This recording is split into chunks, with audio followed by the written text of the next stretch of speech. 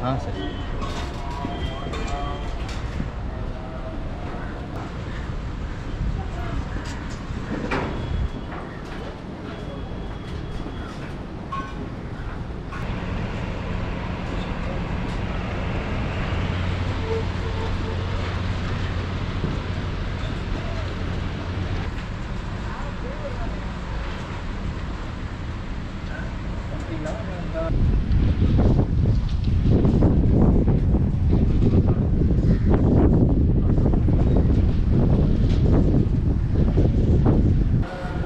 எல்லாருக்கும் வணக்கம். புதிய பாம்பன் பாலத்தோட சிஆர்எஸ் இன்ஸ்பெக்ஷன் ரொம்ப சூப்பராக நடந்துக்கிட்டு இருக்கு.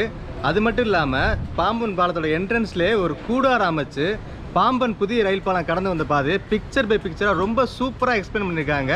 வாங்க வீடியோவில் பார்க்கலாம்.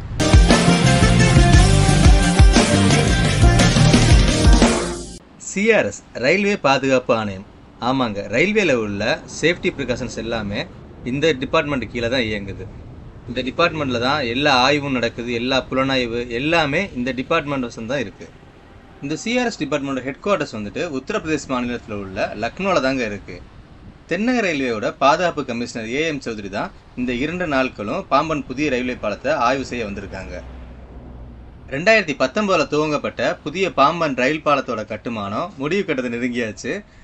பாம்பன் புதிய ரயில் பாலத்தில் எப்போ ரயில் சேவை தொடங்கும்னு சொல்கிற ஆவல் எல்லாருக்குள்ளையும் தொற்றிக்கொள்ள மறு அறிவிப்பா 20ஆம் தேதி ரயில் இயங்கும்னு சொல்கிற ஒரு அறிவிப்பும் வந்தது. அந்த அறிவிப்போட வேகமான வேலையா இந்த 2 நாட்களும் இந்த சிஆர்எஸ் ஆய்வு நடந்துக்கிட்டு இருக்குங்க.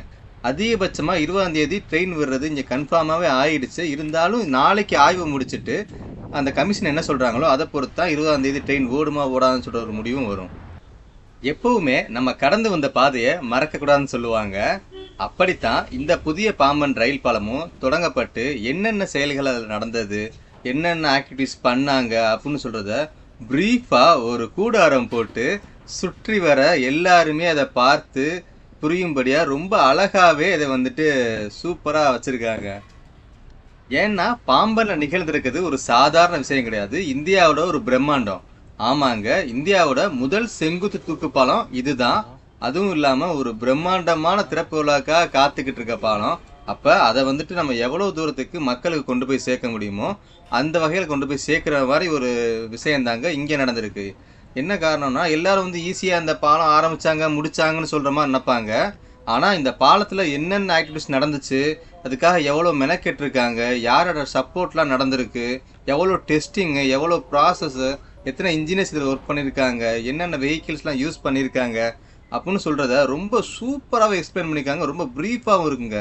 கிட்டத்தட்ட இந்த கூடாரத்தை நம்ம ஒரு வட்டம் அடித்து வந்தால் பாம்பன் புதிய ரயில் பாலத்தோட ப்ராசஸ் எப்படி ஸ்டார்ட் ஆச்சு, என்னென்ன மாதிரி டெஸ்ட்லாம் நடந்துச்சு, இது எப்படி எத்தனை டியூரேஷனில் வந்துட்டு இவ்வளோ காலம் வந்துட்டு பயணிச்சாங்க, என்னென்ன மாதிரி இதெல்லாம் டிஃபிகல்ட்டிஸ் ஃபேஸ் பண்ணாங்க சொல்கிற மாதிரி மொத்த விஷயத்தையுமே ஒரு 1/4 மணி நேரம் டு ஒரு 20 நிமிஷத்தில் எல்லாருமே அண்டர்ஸ்டாண்ட் பண்ணிக்கிற முடியும்.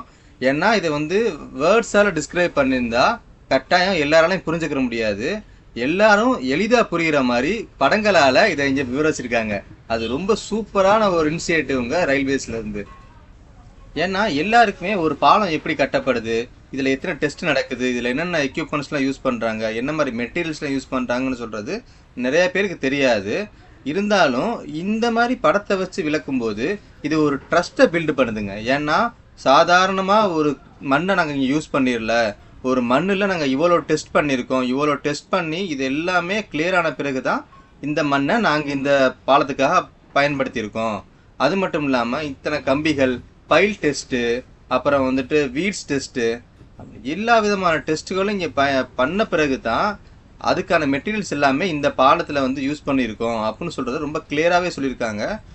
ரயில்வேஸோட ஃபேப்ரிகேஷன் ஃபெசிலிட்டி எங்கே இயங்குது, அங்கே என்னெல்லாம் செஞ்சு அனுப்பப்பட்டது அப்படின்னு சொல்கிறத ஒரு விஷயத்தையுமே மிஸ் பண்ணாமல் இங்கே ரொம்ப சூப்பராக பதிவு பண்ணியிருக்காங்க. கண்டிப்பாக நீங்கள் இங்கே லோக்கலில் எங்கேயாவது இருந்தீங்கன்னா இந்த கூடாரம் எப்பயுமே அவைலபிளில் தான் இருக்குது. கண்டிப்பாக போய் அதை விசிட் பண்ணுங்கள். ஒரு பாலத்துக்காக எவ்வளோ மெனக்கெடுதல் நடந்திருக்கு. நம்ம ஈஸியாக சொல்கிறோம் பாலம் ஓப்பன் பண்ணலன்னு சொல்கிறத நம்ம ரொம்ப ஈஸியாக பதிவு பண்ணுறோம். ஆனால் இந்த பாலம் கட்டுறதுக்கு ஆரம்பித்ததுலேருந்து எவ்வளோ கஷ்டப்பட்டிருக்காங்க, எவ்வளோ விஷயங்களை அனலைஸ் பண்ணியிருக்காங்க, என்னெல்லாம் இங்கே நடந்திருக்கு அப்படின்னு சொல்கிறத ரொம்ப கிளியராக ரொம்ப ப்ரீஃபாக கொடுத்துருக்காங்க. அதான் இங்கே ரொம்ப சூப்பரான விஷயமே. ஏன்னா ஒரு ஒரு சின்ன சின்ன பிக்கையும் நம்ம வந்துட்டு அவங்க மிஸ் பண்ணாம இங்க இது நடந்திருக்கு, இதுக்கப்புறம் இது நடந்திருக்கு, இதனால தான் இது நடந்திருக்கு, அடுத்தடுத்து இது நடந்திருக்குன்னு சொல்றத ரொம்ப சூப்பரா ஸ்டெப் பை ஸ்டெப்பா கொண்டு வந்து அப்படியே ஒரு முழு பாலத்தையும் கொண்டு வந்து நிப்பாட்டி இருக்காருங்க. ரொம்ப சூப்பரா இருக்குங்க நிஜமாவே. பாலத்துல பிளேஸ் பண்ணிக்கிற ஸ்பேன் கிரேடரை எப்படி மேக் பண்ணாங்க, அதை எப்படி கொண்டு வந்து பாலத்துல பிளேஸ் பண்ணாங்க, பிளேஸ் பண்ணதுக்கு முன்னாடி அந்த பாலத்தோட வியூ எப்படி இருந்துச்சு, அதை பிளேஸ் பண்ண பிறகு அந்த பாலத்தோட வியூ எப்படி இருக்கு அப்படின்னு ஒரு ஒரு ஸ்டெப்பையும் ரொம்ப அழகாவே டிஸ்கிரைப் பண்ணியிருக்காங்க. இங்க பாருங்க, அதோட வரைபடம் கொண்டு போட்டு இதுக்கு முன்னாடி இந்த பாலம் வந்து கனெக்ஷன் இல்லாமல் இருக்கிறப்ப எப்படி இருந்துச்சு, அந்த ரெண்டையும் கனெக்ட் பண்ண பிறகு எப்படி இருக்கு அப்படின்னு சொல்றது அடுத்தடுத்த பிக்சர்ஸ்ல ரொம்ப கிளியராகவே வந்து டிஸ்கிரைப் பண்ணியிருக்காங்க. அடுத்த கட்ட படங்கள்ல என்ன விவரிச்சிருக்காங்கன்னா, லிஃப்ட் ஸ்பேன் கிரேடர், அதாங்க அந்த தூக்கு பாலம் இருக்குல்ல, அதை எப்படி மேக் பண்ணாங்க, அதை எப்படி கொண்டு வந்து இங்கே பிளேஸ் பண்ணாங்க, அதை பிளேஸ் பண்ணுறதுக்கு முன்னாடி இந்த பாலம் எப்படி இருந்துச்சு, அதுக்கப்புறம் பிளேஸ் பண்ண பிறகு எப்படி இருந்துச்சு அப்படின்னு சொல்கிறத அடுத்தடுத்த படங்களில் ரொம்ப சூப்பராகவே அதில் பிளேஸ் பண்ணி வச்சுருக்காங்க. அதுவும் இல்லாமல் அந்த தூக்கு பாலம் பிளேஸ் பண்ண வரவங்க தான் இந்த பாலத்துக்கான ஒரு மொத்த அழகே கிடைச்சதுங்க. அழகு மட்டும் இல்லை, அதோட வடிவமைப்புமே அப்போ தான் முழுமையாகவே தெரிய வந்தது. நிறைய பேருக்கு ஒரு பெரிய சந்தேகம் இருந்துச்சு. அந்த தூக்கு பாலத்தை பிளேஸ் பண்ண பிறகு கிட்டத்தட்ட அந்த சந்தேகங்கள் நிறையாவே முடிஞ்சிருச்சுங்க. இங்கே நம்ம பார்த்துட்டு இருக்குது மொத்த சாயில் டெஸ்ட்டோட ரிப்போர்ட் தாங்க. ஆமாம், அதுக்கப்புறம் லிஃப்ட் ஸ்பேன் கிரேடரை பிளேஸ் பண்ண பிறகு சைடில் உள்ள டவர்களை எப்படி பிளேஸ் பண்ணாங்க அப்படின்னு சொல்கிறதையும் சூப்பராக போட்டிருக்காங்க. நிஜமாவே இது எல்லாரும் வந்து பார்த்து தெரிஞ்சுக்கிற வேண்டிய ஒரு விஷயந்தாங்க. அதனால தான் என்ட்ரன்ஸில் எந்த ஒரு டிஸ்டர்பன்ஸும் இல்லாமல் மக்கள் எல்லாரும் பார்த்து தெரிஞ்சுக்கிட்டுன்னு சொல்கிறதுக்காக தான் இந்த கூடாரமே அமைச்சிருக்காங்க. ஆமாம், ஏன்னா இந்த பாம்பன் பாலத்தை நம்ம இங்கே கண் கூட நடக்கிற வேலைகள்லாம் பார்த்துட்டு இருக்கோம். ஆனால் இது பயணித்து வந்த பயணத்தை எல்லாரும் தெரிஞ்சாகணும்ல. ஏன்னா சில விஷயங்கள் நம்மளுக்கு இது வச்சும்போது நம்ம அதை பார்க்க மறந்துட்டோமே, நம்ம இந்த லிஃப்ட் ஸ்பேன் கிரேடர் பிளேஸ் பண்ணும்போது பார்க்க மறந்துட்டோமே, அப்போ அதுக்கு முன்னாடி அது வியூ எப்போ இருந்துச்சு, அதை பிளேஸ் பண்ண பிறகு அந்த வியூ எப்படி இருந்துச்சுன்னு சொல்கிற சந்தேகம் நிறைய பேருக்கு இருக்கும். நிறைய பேர் ஆஹா நம்ம இதை ஊருக்கு போயிட்டோம், அதை வைக்கும்போது தவற விட்டோம், அப்போ அந்த இமேஜ் நம்மளுக்கு கிடைச்சா நல்லா இருக்குமே அப்படியெல்லாம் யோசிக்கிறவங்க கண்டிப்பாக இந்த கூடாரத்தை வந்து பார்த்தா ரொம்ப சூப்பராகவே இருக்கும். எல்லாமே டீட்டெயில்டாக சொல்லியிருக்காங்க. கடந்த சில நாட்களா பாம்பன் பாலத்தோட லைட்டிங் தாங்க ரொம்பவே பிரபலமா போய்கிட்டு இருக்கு எல்லா மீடியாஸ்லயுமே. என்னதான் கம்பீரமா காட்சி அளிச்சாலும் வண்ணமயமாகும் போதாங்க அது ரொம்பவே அழகாகுது. நம்மளிடம் சுவையான ராமேஸ்வர கருவாடு மற்றும் கடல்ல கிடைக்கிற சங்கு, முத்து போன்ற பொருட்கள் எல்லாமே நம்ம வெப்சைட்ல நீங்க ஆன்லைன்லயே வாங்கிக்கலாம். www.peppyfishing.com